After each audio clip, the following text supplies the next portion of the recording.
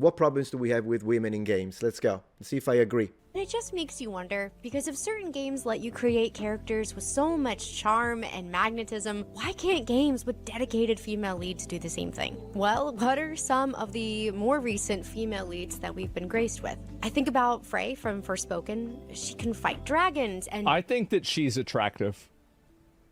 I do. I think people are porn-brained if they don't think that she's attractive. Sure, I agree. Yeah, she's an attractive woman, sure. At least in that image, she's attractive. bend the laws of physics, and literally parkour across dimensions. That's super cool. But for some reason, they gave her the most awkward dialogue and had her deliver every line like she was on hold with customer service. On mute. What about Kay Vess from Star Wars Outlaw? Can't say the same. This already, personally, I think every person can be attracted or not attracted by all sorts of types. So, whatever. Yeah, I don't find her particularly attractive either, but maybe someone will. I don't know. But let's continue. She's a scrappy space outlaw, in theory. In practice, she kind of just plays like she just respawned from a bug and isn't sure where she is or why she's there. Okay, well, what about female Ivor from Assassin's Creed Valhalla? Actually, she looks awesome. Was canonically the real one. But you probably wouldn't know that because even Ubisoft was like, dang, that's crazy. Anyway, check out this guy's beard. Yep, or of course. Dragon Age the Veilguard. Ooh. This game was like 10 years in the oven and somehow it still came out. Well, it got overcooked. That's the problem. The reason why I agree, but then again, you know that I can't stand Dragon Age Veilguard, so there is that. they have these issues is because it's built off of a false reality that men and women are interchangeable, and the way that they approach life, struggles, issues, and the way that they think are the same. And the big problem is that they're not. So when you take a male character and then you replace it with a female character, and then you give it the same intuitions, the same impulses, and the same responses that a male character would have, it's off-putting and weird because men and women are different. Their roles in society are different. So far, I'm going to say so good. I didn't hear anything particularly hateful. I didn't see anything. I think is what he said is correct. I do want to say that just as a little minutia, when he says, of course, there are biological differences between male and females, that's a fact. For example, when it comes to overall strength percentage and all of that kind of stuff and proclivities, there are outliers. But in general, when we talk about averages, the cultural aspect is a little less cut and dry in the sense that depending on the culture, gender roles will vary slightly. If you take, like, for instance, feudal Japan or even modern Japan, and you compare it to gender roles in the West, or you compare it to gender roles in a Muslim country, then they differ. But with that being said, I agree with him. Up to this point, I think is correct. And weird because men and women are different. Their roles in society are different. They're different down to, again, a chromosomal level, and everything about them is different. So you can't just simply replace a male and a female protagonist in a narrative-based game and expect the story to be told the same way. Sure. That's the reason. That's a fine take with me. It's a fine take. It often felt cringy instead of charming, and there really wasn't much mystery, but there was a lot of lecturing. And instead of emotionally rich companions, we kind of just got chronically online Twitter bios and fantasy outfits. I think you get the point, but I'm gonna say it anyway. We need female characters with range, with presence, with a little drama, if you will. The girls who made you feel something were not perfect. They were messy and charismatic and complicated in the best way. Sadie Adler from there's, like, I mean, look at Expedition 33, right? I mean, all of those female characters are very well written. Do you agree? Because I haven't played Expedition 33, so now we kind of moved from what could be considered a political take to a gaming take. I have heard a lot of people saying Expedition 33 is good. Do you guys agree? Because we are not here just to talk about culture war. We're here to talk about games. I think the problem is that, I think this is my opinion, is that I think a lot of female writers try to write female characters in opposition to what a female character has traditionally been.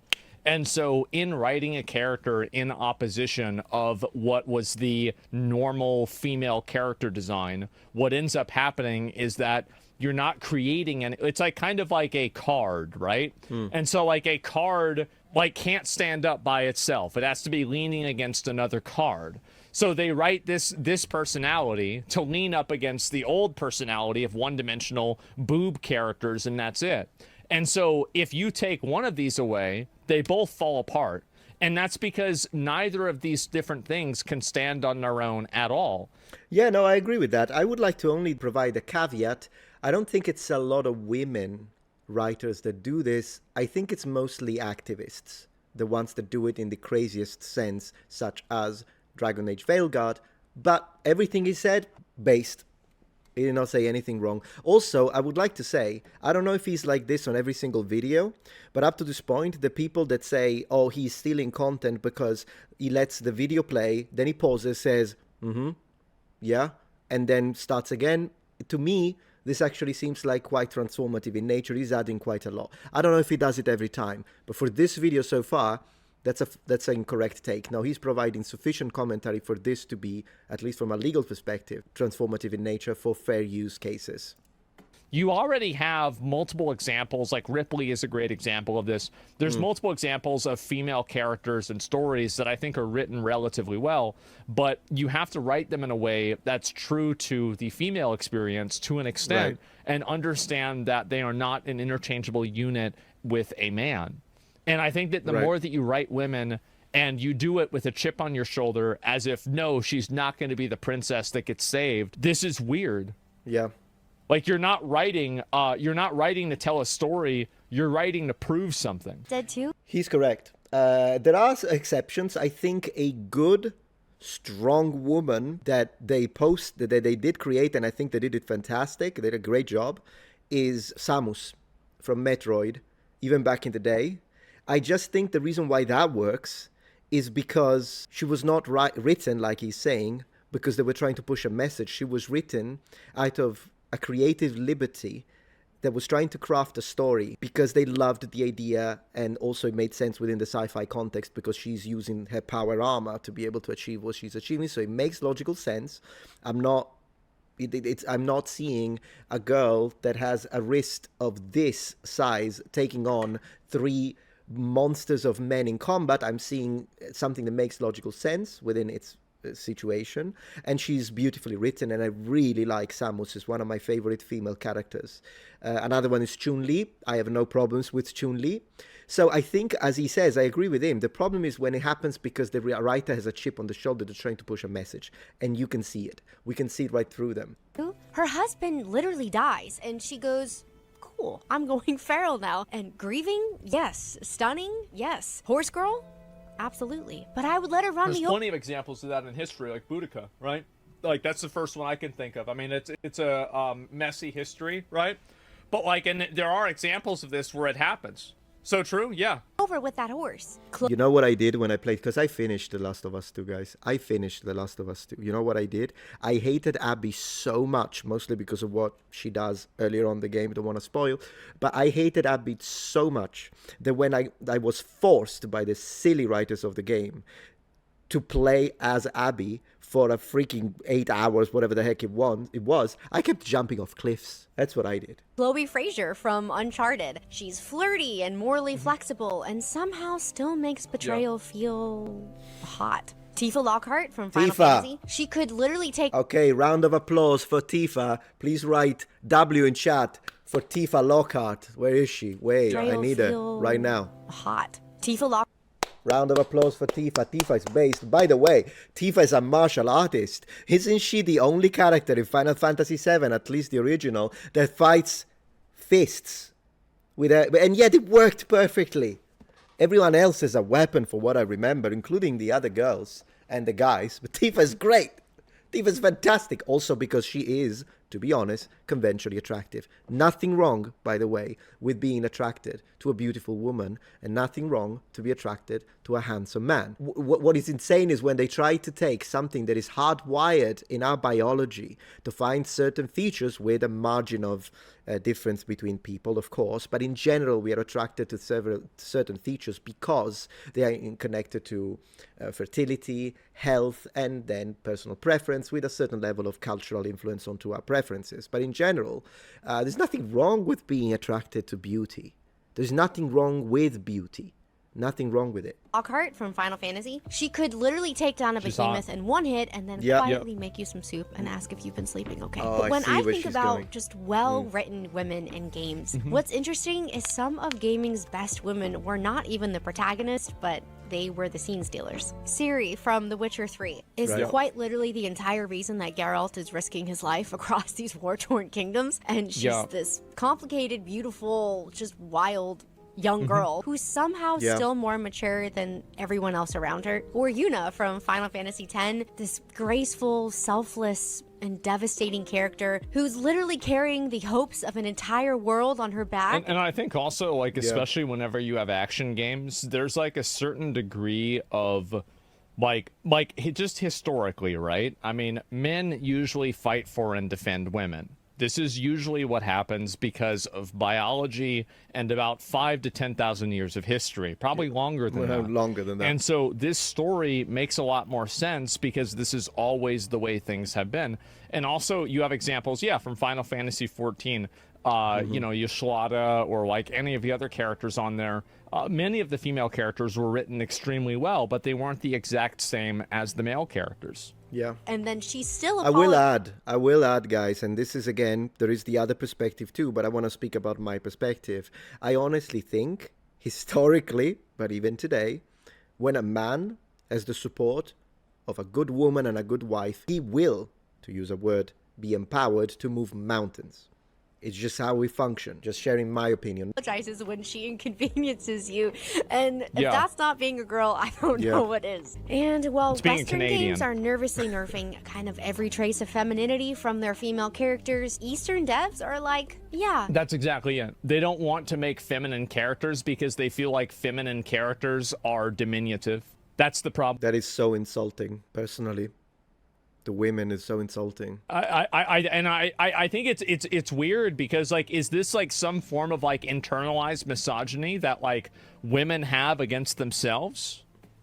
Once again, I would say activists. I wouldn't say women, but sure. In a way, it feels that way. Here's a mysterious woman who could kill you and make you cry about it. You're welcome. Capcom?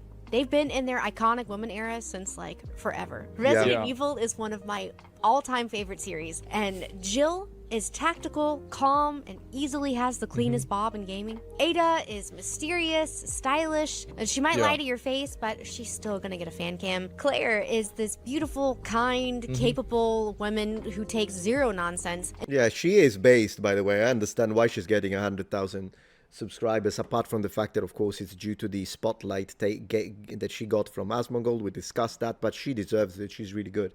One thing I want to say is we are in a situation where, unless we look at indie games, when we look at AAA, I'm generalizing, but we are in a position where now Eastern developers, mostly in Asia, create the best women online for video games, and Western developers in AAA are losing it. It's a shame, but luckily indie games, I think, will save it. Indie games will save it. And it's so funny when people go with the disingenuous route that they tell me, oh, why don't you watch Prawn then? Are you gonna do this? Are you gonna do that to the image? You need to be the prawn star and whatnot. No, you're being stupid, because I can appreciate the attractiveness of a woman without having to necessarily connect. If you have a problem in your head, if that's how you think things work, of course I'm physically attracted by beautiful women, obviously, but at the same time, that doesn't mean that I'm some kind of maniacal degenerate now just because I'm saying, man, this woman is objectively gorgeous, or I'm attracted by this woman. It's ridiculous. You know why? Because if you think that that's intrinsically wrong, then how did you come into existence, you absolute idiot? To the hypothetical idiot, that is. And Lady D had like 10 minutes of screen time in Village, she's really and she hot. Still owned Halloween for like the next 2 years. They're hot. They're cool. They've got so much range. And you remember it's the entire premise that, like, well, what women really want to play is they want to play an aggressive, masculine, ugly woman that's unlikable, that tries to pretend to be a man and is simultaneously flawless, but has these obvious flaws as well that don't matter, that are actually good things.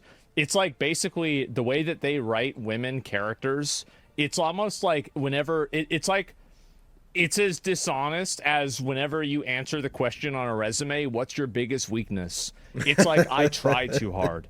That's basically it. That's a fun way to put it. Or you just kind of want them to emotionally damage you just a little bit. It's the same kind of energy with Monster Hunter Wilds. They dropped a couple of composed, stunning women, and the internet instantly started to cosplay. And graceful, and they've just got that. Well, and it's also that, like, even the woman, I forgot her name in Monster Hunter Wilds, like, there's nothing that's, like, diminutive or whatever or negative about her. It's nothing weird. It's just simply a story, and it's normal. About them. And that's why the boys are in love, the girls are in love, and I am in love. And then we've got From Software, who just casually releases the most haunting, elegant women in modern gaming like it's nothing. The doll from Bloodborne, our favorite Victorian comfort character. She's soft-spoken, she's gentle, and she definitely knows more than she's letting on. And she's a sex doll. That Gurman made of another girl that he liked. Oh, gosh. Or Lady Maria, tragic, terrifying character with perfect posture, and 10 out of 10, I would let her fight me again. Or Ronnie from Elden Ring, who I was quite literally on my knees for, and I made sure to do every single step of her quest. Well, what so about I could the Dark serve her Souls as 1? That was my Lord. favorite. Or Melina. Oh, Melina was so glowing let's go to Dark and Souls quiet 1. and just sad. And then when she leaves you at the sight of grace, like, my work here is done. And you're just devastated, and you're just sitting there all by yourself, alone, in your little tunic. These ladies do not need exposition dumps. Could you imagine, because of her positions and what she's saying, could you imagine someone calling her a right-wing grifter, a NAZI, a fascist? Could you imagine that? This girl is on the complete opposite spectrum of what I would define as toxic. She's like, if you put toxic here at the end, she's at the other end of the spectrum. I know they will. And that's insane. Because let's be honest, she's here. Here. I don't even know how you could go further left. From left, I don't mean politically. I'm saying in this scale, probably for you, in fact, is right. I don't know if you're seeing this opposite way, but I think I've made my case. Or 80 cutscenes. They just show up and drip elegance, drop one line of vague sorrow, and then next thing you know, you're obsessing over cosplays and fan art for like the next month. Well, it's because the characters are attractive too. That's another really big important thing that a lot of characters, a lot of people don't understand. Is that Western artists and Western developers, especially American developers, nobody wants to cosplay an ugly bitch. And so, like, if you make a character in a game, like, do you remember, this was the saddest thing, like, it actually was the saddest thing, is that, do you remember when Avowed put out a style guide for how to cosplay their characters? Oh, gosh. Let me say this since he mentioned cosplay. Cosplay is the one thing I've never had a problem with, by the way. I think kids should be allowed to have fun. That is probably the one exception to me saying that you shouldn't race swap characters and stay original and consistent. That's the only exception that I would say, no, that's fine. I've never complained. I mean, we've had white people cosplaying as Japanese samurai forever, and I wouldn't go to like a black kid and tell him or tell her, oh, you can't cosplay as this European looking character on a video game. That I wouldn't have a problem. So cosplay, let the kids have fun. Believe it or not, someone in chat the other night said, no, Metatron, because you once accused and attacked online an Instagram cosplayer because she's black. I'm like, what? Never. What on earth? Like, people are literally making shit up these days. Cosplay's fun. Let them have fun. We have all done it. White people have done it. Asian people have done it. Hispanics have done it. Black people do it. There's nothing wrong with it. I don't have a problem with that. It's just kids having fun. There is no message there. So sometimes I do see people going like, oh, stop race swapping. We're like, maybe that one don't. If it's history, 100%. If it's a canonical character in a video game or a series, it's not as dangerous, of course, as changing history, but it's something I still personally don't like. So if you take Blade and turn him into a white guy with blonde hair, I'm like, that's not Blade. Likewise, if you turn a character that has been canonically white and you turn him black, I'll still say that's not X character. So that's a personal preference of mine. So I would say don't swap them, don't change it, just make another character, for crying out loud. Also because oftentimes it doesn't even overlap. The life experience is a Luke Cage is a good, well-written black character because he belongs to a specific reality within New York, and it makes sense that he's black. He has a story because of it, and that's a well-written character. If you take a character that basically you could tell is a character who has had a life of a white guy, and then you just change his skin. That's lazy, it's shoddy, it has a message, it annoys me, and I fight against it in that situation. But cosplay, I'm going to state it publicly since people have made baseless accusations. Have fun, kids. That was sad. I actually forgot. Yeah, well, the thing is that only I would remember something like this, right? I would be the only person to remember this. Yeah, on God, what? Yeah, exactly, right? You have to be at least 300 pounds. Yes, so nobody wanted to do that because the characters aren't attractive and appealing. That's the reason why. Like, there's a lot of characters that I know from, like, anime, and I don't know anything about the anime, but I know who the character is. True. Like, and that's the reason. It's because women don't want to dress up as an ugly woman. Why would they want to do that? Isn't that the like? What do you have makeup for? Say all of True. this because He's femininity is not outdated. It's not shallow. Yeah, 2B. I've never played Nier Automata. Never played it. I did. But I know who 2B is. Sure. Not something that you need to water down for the story to be taken seriously. It's range. So please let women be cute and manipulative, kind and a little chaotic, soft but have sharp teeth, pretty, powerful, emotionally devastating, and the reason the protagonist starts journaling in a cave somewhere. Because femininity is Zelda, steadfast and radiant and standing between her kingdom and ruin with nothing but femininity is not literally just being better than a man. You know what that's actually called? That's called unresolved personal trauma with probably your dad, uncle, boyfriend, hopefully not husband.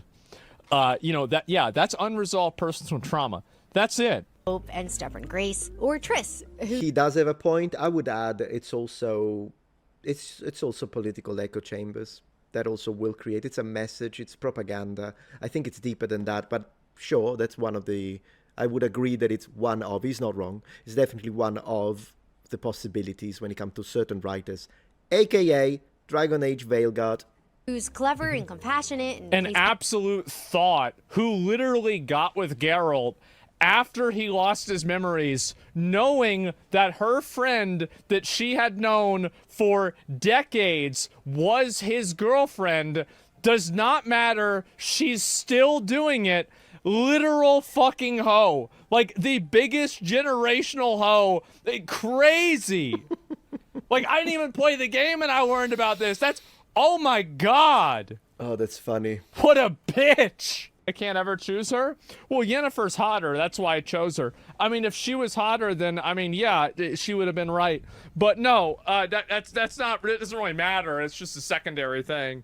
But yeah, she just snakes in there. politics with you with a super soft smile that just makes you kind of forget that she's winning. Or Bayonetta, who's playful and provocative and treats every battlefield like a runway and then never manages to smudge her lipstick. Or Lightning, who's a beautiful, guarded, and grieving character who carries the entire weight of the world in 6-inch heels. And when female characters are done right, they're not flat or abrasive or weak. They're actually narrative gold. There's a lot of really good examples of this in gacha games too. I would say like Zila and Bronya in Honkai Star Rail are pretty well written. And I would also say that I think Genzi in Wuthering Waves is well written as well. Carlotta, I mean, like those are just, Genzi, like, I mean, these are well written, good characters. Acheron, Acheron is also very well written too. That's a good point. And so Cardathia, Cardathia is very, very good too. That's the new one. I forgot about that. And so it's like, where's really like almost done with it. And again, all of these games are Gunnar games. People like these, the people would be complaining, calling these Gunnar games, but they still have better written female characters. Phoebe, nobody cares about Phoebe. Literally, nobody gives a shit. Phoebe. Have tension and softness that stabs, or beauty as a weapon. Let's let women be gorgeous and terrifying, sweet and strategic, gentle and unhinged. Let them be feminine. She's the cat again. girl, right? I'm gonna be real. She cooked. Like, I've never heard this girl talk before or say anything. I completely agree with everything that she said, and this is just a clip from the video, but I'll link you guys her video that she made about this and talked about it. I mean, oh wow, look at this. She only has 300 subscribers. Holy shit. Here, let me link you guys her video. This is the moment where this girl's life was changed by the reactor. In case anyone else is going to say, and again, if you mention XQC, yeah, that guy doesn't even talk. He just goes to the bathroom and lets the video play. But I'm saying someone like him, he's 111,000 subscribers, guys. That's what she got. She'll be canceled tomorrow. Yeah, surely. And there you go. Yeah, give it a like. Give her a sub. Yeah, I had no idea. Are you watching Google Keynote later on today? Google Keynote. Yeah, I'll give it a like. Yeah, that's amazing. And so, yeah, she deserves more. I think so, too. I think that she broke it down in a way that was really healthy, and it was intelligent, and it was accurate and fair and just really well done and respectful. Yeah, man, that's such a toxic human being speaking now. Doesn't he sound toxic?